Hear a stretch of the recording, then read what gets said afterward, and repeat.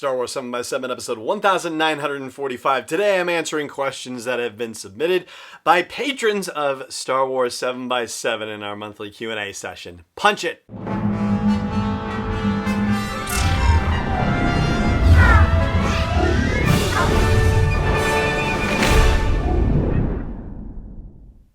Hey Rebel Rouser, I'm Alan Voivod and this is Star Wars 7x7. Thank you so much for joining me for this episode. So we're going to explore three particular questions on today's episode. One of them is going to involve why Kylo Ren has not talked with his grandfather, the Force Ghost of Anakin Skywalker. One of them is going to explore Halloween costumes in Star Wars. But the first one we're going to consider is one from Pamela Johnson, who asked about a disc-shaped object that's lit up blue that is in the center console of the Millennium Falcon as we see it in the final trailer for the Rise of Skywalker, and asked if I had any idea what it might be. Well, here's the fascinating thing about that. First of all, I guess the short answer is don't know. But I have a longer answer that may be at least somewhat more useful. First of all, looking at the Haynes manual for the YT-1300 freighter, as in the Millennium Falcon, right? That actually doesn't seem to depict this particular disc, which is rather puzzling. I mean, I'm looking at it right here, and on the control console diagrams for the cockpit controls for the YT-1300, like it would be in, that center console spot, but there's actually no round object depicted on there at all. It's very puzzling. So I did what one does in situations like this, which is go to Google, and there's not necessarily an answer for it there either, but what I did come across was a rather awesome video on YouTube that supercuts all scenes that take place in the cockpit of the Millennium Falcon. It's about 14 minutes and 36 seconds long, I think it was, and it is a compilation of every scene that takes place in the Millennium Falcon cockpit. It includes Solo, a Star Wars story, and goes all the way through The Last Jedi. And you can see a cylindrical object on that center console in the control panel in just about all of the movies. However, it looks different in different movies, and it's not until you get to the sequel trilogy that it looks the way that it does in the Rise of Skywalker trailer, but it's also not lit up in The Force Awakens or The Last Jedi. You can see that it is the same shape and it's the same object, but it's not actually illuminated until we see it in The Rise of Skywalker for some reason. So, unfortunately, we don't know what it is at this point. Or at least, I don't. If you're listening to this and you happen to know what it is, then by all means, let me know, because I was not able to find an answer. However, getting more sort of to the heart of the question, which is, what is its purpose there, and is it potentially of interest as far as the events of the Rise of Skywalker go? Well, the answer to that is no. It appears to be part of the ship itself and a standard thing. So it's not like, for example, something that has to do with that round disc-shaped cylindrical object that we saw a photo of with Zori Bliss holding it as part of one of those Entertainment Weekly exclusive photo releases. Right? It's not tied to that. It doesn't seem to be tied to any particular surprise plot element. It just is part of the Millennium Falcon itself. So there's the deal with that. Now, in a previous episode, I happened to, mention offhand something about Kylo Ren not having talked with his Force Ghost grandfather, or wondering whether he ever had. And Fred Butler, who is a patron of the show, said that has been puzzling him ever since I mentioned it, and he was wondering just why that's, seems not to have happened. Well, in thinking about this, because this really is more of a thought experiment thing than anything else, because we don't have any evidence one way or the other, but we do have circumstantial evidence in that regard, and that has to do with a novel that gets referenced quite often on this podcast. I think if there's one novel that I talk about more than any other, it's probably the novel Bloodline by Claudia Gray, which takes place 6 years prior to the events of The Force Awakens. It's in that novel, it's been out for a few years, so you probably don't need the spoiler alert, but spoiler alert anyway.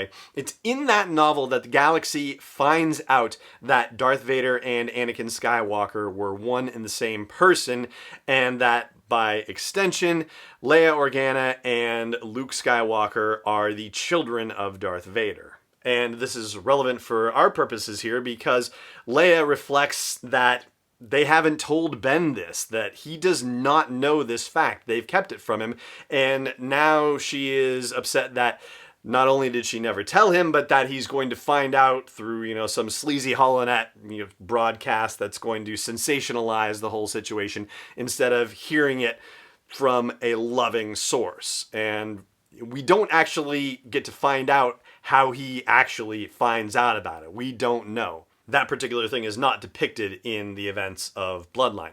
However, it also got me thinking about the notion of Force ghosts and how and when they appear to people in the Star Wars movies. And it seems like it only happens in times of very significant life events or very stressful events. For example, the first time we see a Force ghost is in The Empire Strikes Back, when Luke is about to die of exposure on Hoth, and Obi-Wan shows up to tell him to go to Dagobah, and just at that moment Han arrives. It's perfect. It's almost like, there was something mystical about it.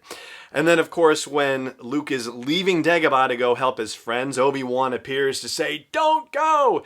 And then after Yoda dies, then Ben appears again in Return of the Jedi and has that conversation with him about Darth Vader being his dad and about Leia being his sister, of course.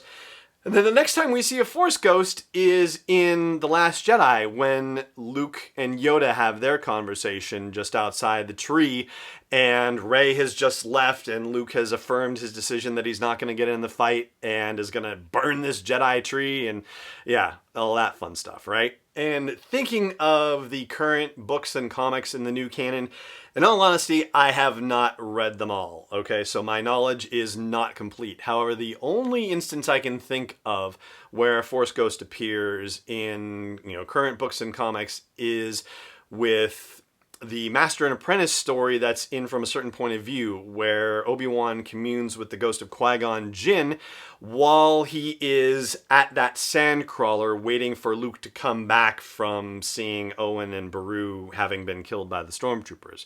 So another, life-threatening situation. And I believe there is something that happens as well in the Clone Wars cartoon series, but also, again, a very, serious and significant situation where these things happen. So, for me at least, that seems to suggest that we don't, have any situations where Ben Solo, aka Kylo Ren, might have encountered Force ghosts, although you would think there was a possibility that some might have tried to appear to him at the points where he was most significantly in jeopardy of slipping over to the dark side of the Force.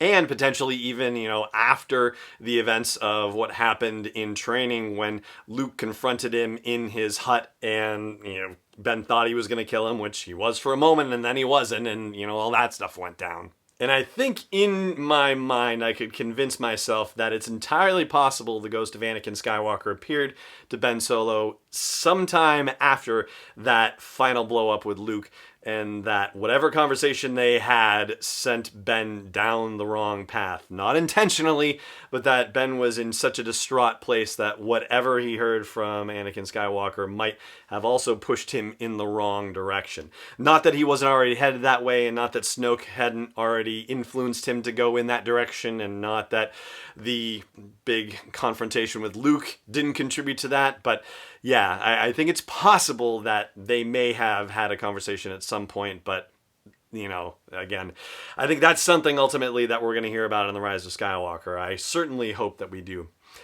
All right, I'm going to take a quick break, and then we'll talk about Halloween costumes right afterwards. Stay tuned. Hey Rebel Rouser, I've made some changes to the asteroid belt level at patreon.com/SW7X7, and they are all with sponsors in mind. So if you want to get the word out about your business, your product, your service to a dedicated Star Wars audience, then please check out patreon.com/SW7X7 and look for the asteroid belt level for details. Again, that's patreon.com/SW7X7. Welcome back. So, Bobby Gordon, also another patron of the show, asked about the Halloween costume situation. If I had 5 favorite Halloween costumes, considering that today is Halloween. This is a tough one, and I don't quite know how to answer it, to be honest with you. So, I will think back instead to my own history. I know I had 2 Halloween costumes when I was a kid that were Star Wars related. I can remember the boxes that they came in, And I think, and I will say that my memory could be a little fluffy on this one, but I think I had a Stormtrooper costume, and I am pretty sure that I had a C-3PO costume. And that's one of those things where, at some point I am not going to be surprised if my mother randomly produces those and says, hey, look, I still have them. All right, so I would say, those are probably two. And then it was really great fun to be able to dress up as Han Solo along with my wife dressing up as Princess Leia one year. And so I've got two more right there.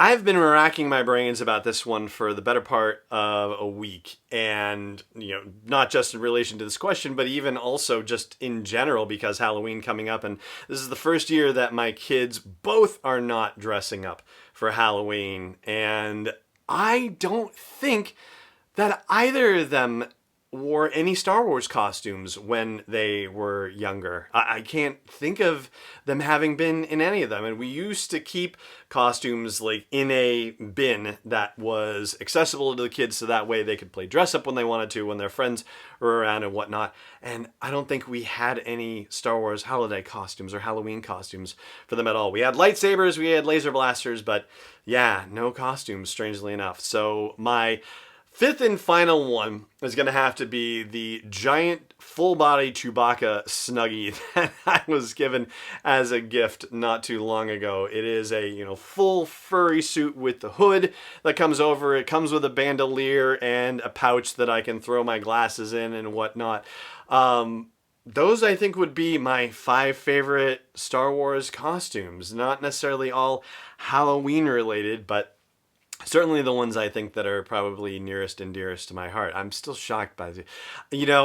And I'm going to end up looking through my Facebook history to see if I can find one with my kids, but I don't think they ever did. I'm pretty sure of that. Anyway, so there you go. And if you have pictures or, recollections of favorite Halloween costumes that were Star Wars related that you want to share, I would love to hear about them. So wherever you catch this episode, share a comment, or if there's no comments there, then at sw7x7.com. And that is going to do it for this episode of the show. Thank you so much for joining me for it, as always. And may the Force be with you wherever in the world you may be. This podcast is not endorsed or sponsored yet by Lucasfilm Limited, Disney, or 20th Century Fox. It is intended for entertainment and information purposes only. Star Wars, the Star Wars logo, all names and pictures of Star Wars characters, vehicles, and any other related Star Wars items are registered trademarks and/or copyrights of Lucasfilm Limited or their respective trademark and copyright holders. May the Force be with them. All original content is copyright 2019 by Star Wars 7x7. We hope you love it.